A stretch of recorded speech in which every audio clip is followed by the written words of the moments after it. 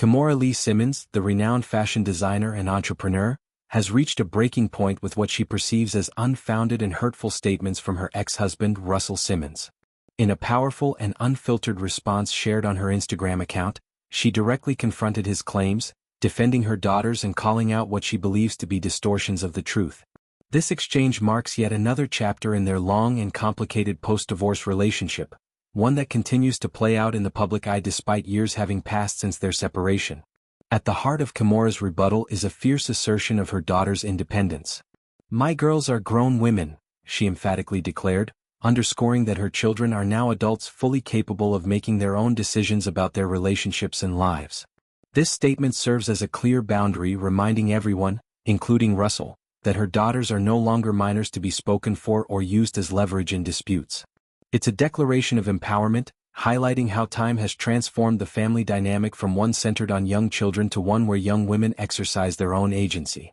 Kimora didn't stop at defending her family, she went further by addressing the context of Russell's current circumstances. Referencing the serious assault allegations that have plagued him for years, she wrote, "You know these are lies. Why are you typing from thousands of miles away in a non-extradition country? Go negotiate and answer your accusers." This pointed remark suggests that Russell's location, far from the United States in a place where he cannot be easily extradited for legal proceedings, undermines his credibility. It's a call for him to confront the accusations head-on rather than deflecting by airing grievances about their past. By framing it this way, Kimora shifts the focus from their personal history to his ongoing legal battles, implying that his energy would be better spent addressing those matters. The catalyst for this response was a lengthy post Russell made on Threads, where he detailed his version of their financial and emotional support during their marriage and beyond. He claimed to have provided her with $50,000 a month for 2 decades, positioning himself as her primary supporter and closest confidant. "I gave you $50,000 a month for 20 years. I was your best/only friend," he wrote. He also mentioned being the godfather to her other 3 children from previous relationships, emphasizing his role in an extended family structure. However, he alleged that this generosity was betrayed when, in his view, she stole his stock. "I have been fighting for my kids' love and my bread ever since," he continued, adding that she had threatened to cut off his access to their daughters if he pursued legal action against her. This narrative from Russell paints a picture of a man who feels wronged after years of giving, now struggling to maintain bonds with his children. He insisted there are 2 sides to every story, suggesting that Kimora's perspective doesn't capture the full reality. Yet, Kimora's swift reply dismisses these claims as outright fabrications, refusing to engage in a back-and-forth debate over the details.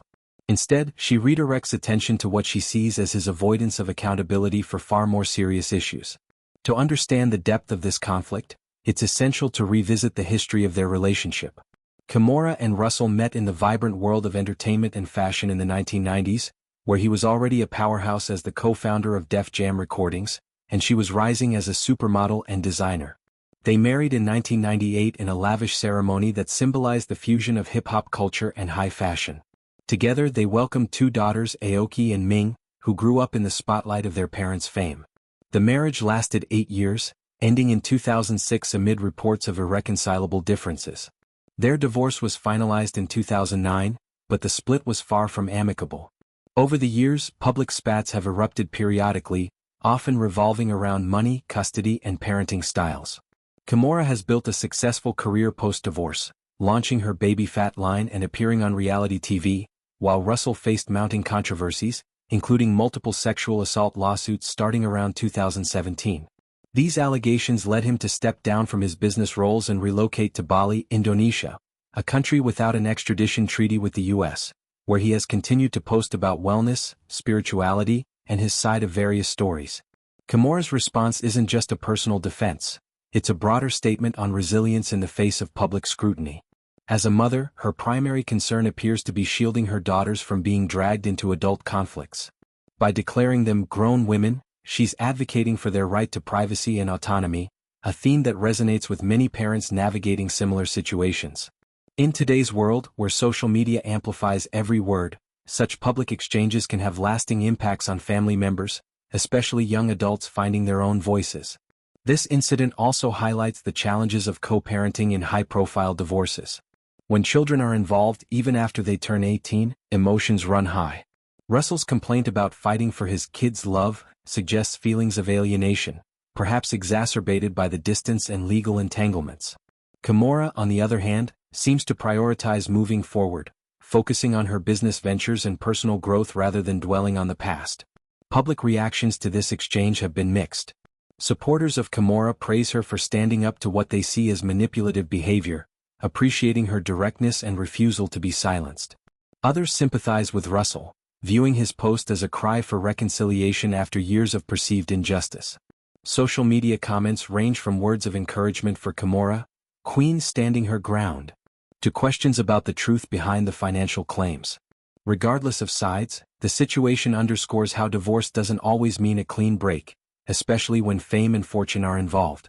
Delving deeper into the financial aspects Russell mentioned, the $50,000 monthly figure he cited would amount to millions over 20 years. While Kimora didn't address the specifics, her dismissal implies disagreement with the characterization.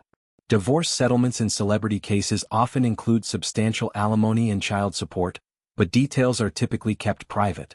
Allegations of stealing stock could refer to business interests tied to their shared assets, perhaps related to fashion or music ventures.